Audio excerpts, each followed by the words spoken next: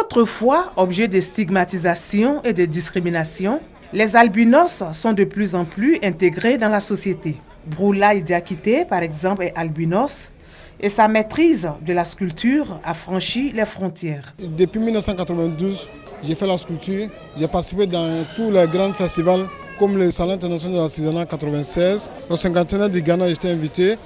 J'ai participé au festival de musique du Ségou au Mali. J'ai exposé là-bas. Je suis fier d'être albinos. L'albinisme est caractérisé par la déficience en mélanine. En cette journée internationale de sensibilisation à l'albinisme, l'ONG Bédassi, Bien-être des albinos de Côte d'Ivoire, plaide pour une intégration plus accrue. Faire de la Côte d'Ivoire un pays émergent à l'horizon 2020, nous voulons faire partie du bateau de cette émergence. En nous associant aux prises de décision, même en nommant des personnes vivant avec l'albinisme, soit dans les postes de ministère, comme l'a fait le cas en Tanzanie.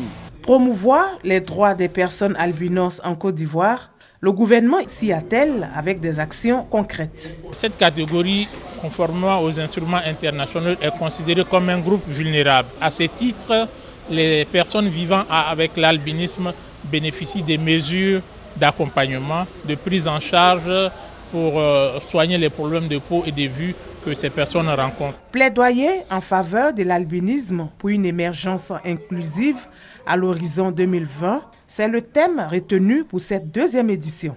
Des albinos intégrés dans la société et qui participent au développement de la nation, c'est tout le sens de cette journée célébrée à travers le monde.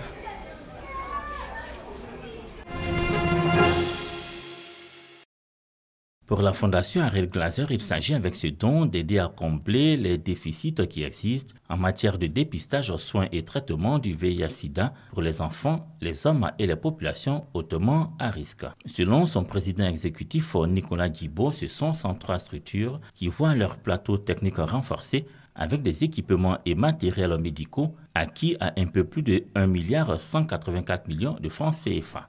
Principal bénéficiaire des postes de dépistage, table d'accouchement, couveuses, matériel informatique, laboratoires et autres, les structures sanitaires et ONG des régions sanitaires d'Abidjan 1, des Grands Ponts, de Boclé et de la Nawa. L'ensemble de ces équipements a été acquis avec les financements du programme américain du CDC PEPFAR. Depuis sa création en février 2011, la Fondation Ariel Glaser apporte en plus de son appui technique pour la prise en charge des personnes vivant avec le VIH, un soutien au fonctionnement des équipes régionales et départementales de santé. Omar est le lauréat de la 11e édition du concours sous-régional de la lecture psalmodiée du Coran. Il est très heureux, très content. Alors il invite la jeunesse à se donner à l'apprentissage du noble Coran. Il invite même les parents à envoyer leurs enfants aux écoles de mémorisation du noble Coran. 10 participants, dont 8 de la sous-région et 2 de la Côte d'Ivoire, ils ont lu à tour de rôle le livre saint de l'islam en présence de maîtres, de savants connaisseurs de sciences et techniques de la lecture coranique. Il faut encourager la jeunesse à mémoriser le Coran afin qu'ils soient des bons musulmans, des bons croyants. De plus, la lecture du Coran est une bénédiction, est un porteur de salut pour la nation, pour le peuple et pour les habitants de ce pays-là. Un concours qui montre la dimension de l'intégration selon le représentant du ministre d'État, ministre de l'Intérieur et de la Sécurité, Ahmed Bakayoko. L'islam, ce n'est pas une religion d'extrémisme, une religion de terrorisme. Au contraire, l'islam, c'est une religion qui défend les valeurs du respect de l'homme et des droits de l'homme. Et aussi, c'est une manière de faire des prières pour notre pays, pour la paix, et de montrer les dimensions de paix, de modération de notre religion. Un concours sous-régional 2016 de lecture coranique qui aura tenu toutes ses promesses.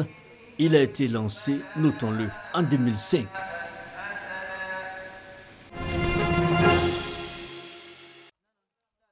Il est 18h30. C'est l'heure de la rupture du jeûne. Pas facile pour les étudiants après les cours de sacrifier au rituel, de la bouillie, du thé et le dîner sont offerts sur le campus. C'est une innovation des étudiants musulmans de l'université Félix Houphouët-Boigny. Ils souhaitent ainsi s'offrir un cadre de solidarité et de fraternité pendant ce mois de Ramadan. Déjà des semaines à l'avance, une cotisation facultative est levée pour faire les provisions de la restauration collective. L'idée est de la coordination des étudiants du mouvement Al-Mouhahidoun de Côte d'Ivoire, c'est Mamsi. Elle crée une ambiance de convivialité que ces étudiants vivant en cité devraient trouver dans leurs familles respectives. C'est très difficile de pouvoir joindre les ruptures et vivre décemment pendant ce Ramadan sans toutefois une aide. Raison pour laquelle nous nous sommes organisés pour pouvoir venir en aide à l'endroit des étudiants pour pouvoir leur permettre de concilier les études, faire leurs jeûnes et aussi rompre les jeûnes de façon décente pendant ce mois de Ramadan. Les fonds viennent de nous-mêmes. Cette année, nous avons levé 2000 francs par membre. Ils sont une centaine d'étudiants à venir chaque soir à prendre le repas en ces lieux. Leur présence ne se justifie pas forcément par le manque de moyens. Ces étudiants sont guidés par l'esprit de partage, de communion en ce moment de dévotion. Le mois de Ramadan, c'est un mois de partage. Donc voilà, c'est pour nous une manière, en tant qu'étudiante, même n'ayant pas les moyens de pouvoir venir aussi en aide à nos camarades. C'est pas tout à fait facile en tant qu'étudiant de terminer les cours à 18h, 17h et puis rentrer à la maison avec tous les embouteillages que nous connaissons à Abidjan. C'est pas vraiment évident. C'est la chaleur du Ramadan que nous vivons ici. C'est une sorte de solidarité. Le mois de Ramadan est par excellence un mois de partage et de solidarité. Ces étudiants l'ont bien compris. La rupture collective du carême qu'ils ont instituée à l'université Félix Houphouët-Boigny est devenue aujourd'hui une tradition. Le but est de renforcer les liens de fraternité et de solidarité entre étudiants.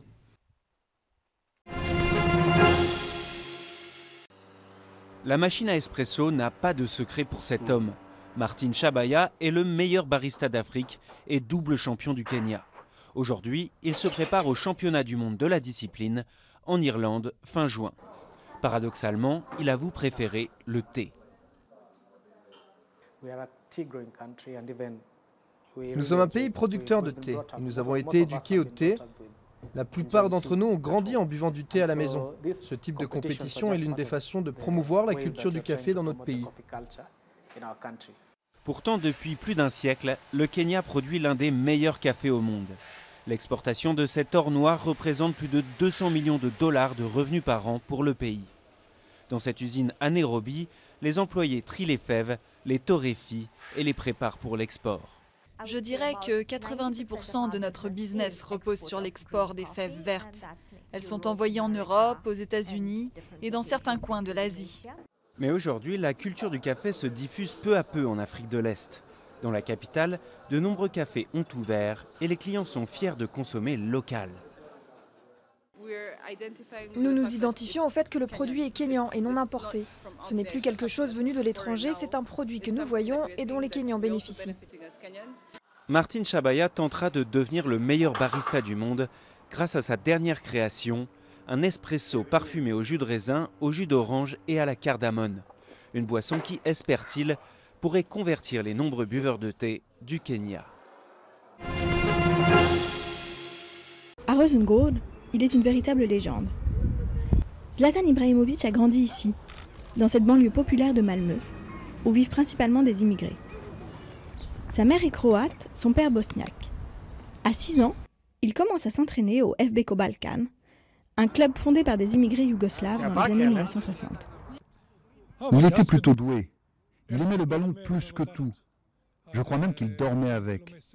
Il ne le lâchait jamais. Une détermination sans faille qui lui vaudra d'être repéré par le club de première division, Malmö FF, dont il rejoint l'équipe espoir. Ça a commencé lentement, mais le résultat est brillant. Après Malmö, Ibra rejoint l'Ajax Amsterdam, puis Turin, l'Inter de Milan, Barcelone et le Milan AC, avant son arrivée au PSG en 2012. Un parcours impressionnant et porteur d'espoir pour les habitants de ce quartier miné par le chômage. Pour nous, c'est important. Quand nous étions petits, l'ambiance ici à Malmö était déprimante. Mais quand on se rend compte que quelqu'un comme lui peut conquérir le monde, on se sent moins désespéré. On peut se dire, pourquoi je ne pourrais pas conquérir le monde moi aussi ? Tout le quartier attend désormais que le flamboyant capitaine de l'équipe suédoise fasse des étincelles à l'Euro.